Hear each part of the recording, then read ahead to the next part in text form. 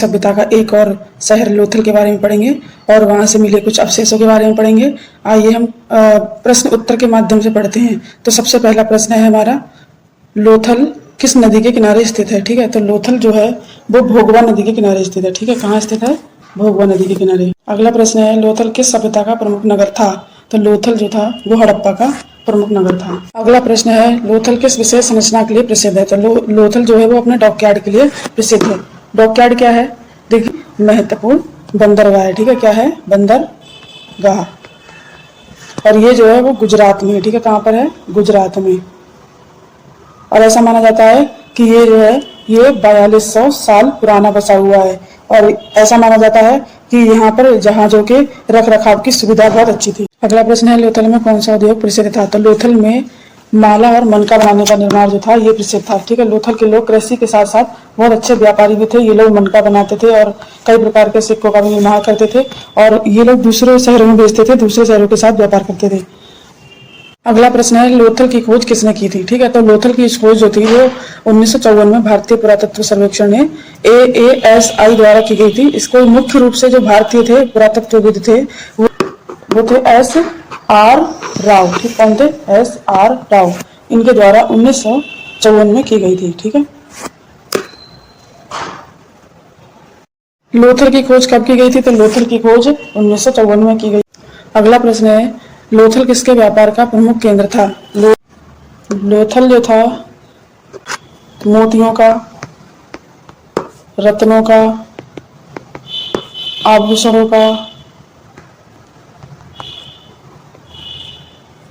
इन तीनों के व्यापार के लिए फेमस था। ठीक है, तो इन तीनों में से सही ऑप्शन कौन सा होगा?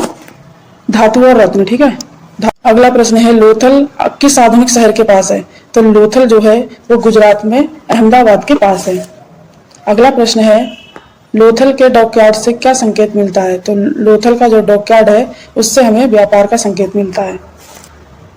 अगला प्रश्न है, लोथल किस तकनीकी के लिए प्रसिद्ध था? तो लोथल जो था वो अपने आभूषण बनाने की तकनीकी के लिए प्रसिद्ध। अगला प्रश्न है, लोथल में किस प्रकार के मोती मिलते थे? तो लोथल में जो मोती मिलते थे वो अर्ध कीमती पत्थर के मिलते थे। अब अर्ध कीमती पत्थर क्या होता है? ये वह पत्थर होता है जो अपनी सुंदरता और दुर्लभता के लिए जाना जाता है और ये बहुत मूल्यवान भी होता है। ये आमतौर पर जो हीरा होता है, हीरा, मणिक, नीलम और पन्ना, इस तरह के पत्थरों के बारे में आप सबने सुना होगा। तो जैसे ये कीमती होते हैं उसी तरह से ये भी कीमती होता है, लेकिन इन पत्थरों से ये कम मूल्यवान होता है। ठीक है, इनसे ये सस्ता होता है। तो ये गहने बनाने के लिए उपयोग में लाया जाता था और उसमें लोथल में ये बहुत मिलता था। अगला प्रश्न है, लोथल के गोदी घर का आकार कैसा था? तो लोथल के गोदी घर का जो आकार था वो आयताकार था। ठीक है, कैसा था? आयताकार।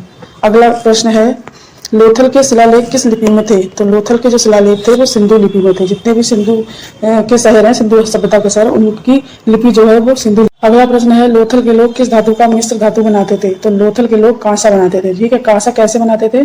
कांसा बनाना उनका ये टेक्निक था कि वे लोग तावा प्लस टिन को मिलाकर कांसा बनाते थे। ठीक है, लोथल का मुख्य निर्यात क्या था? तो लोथल का जो मुख्य निर्यात था वो मनके और आभूषण बनाना था। ठीक है, क्या था?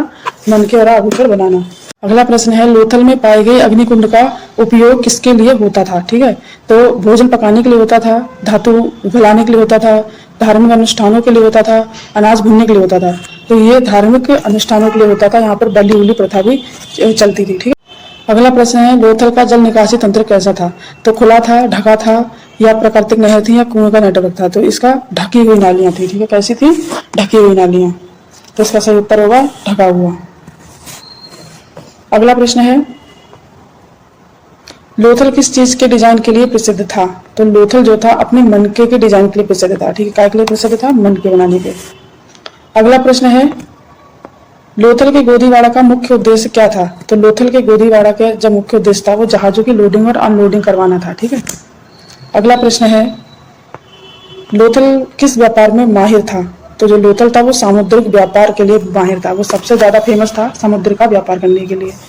अगला प्रश्न है, लोथल में किस प्रकार की मिट्टी की वस्तुएं मिली हैं? ठीक है, तो लोथल में लाल रंग की चित्रित मिट्टी की चीजें मिली हैं। ठीक है, कैसे मिली है? अगला प्रश्न है, लोथल किस अंतरराष्ट्रीय सभ्यता से व्यापार करता था? तो लोथल जो था वो एक तो मेसोपोटामिया से व्यापार करता था, दूसरा वो फारस की खाड़ी से करता था। ठीक है, किससे करता था? फारस की खाड़ी से।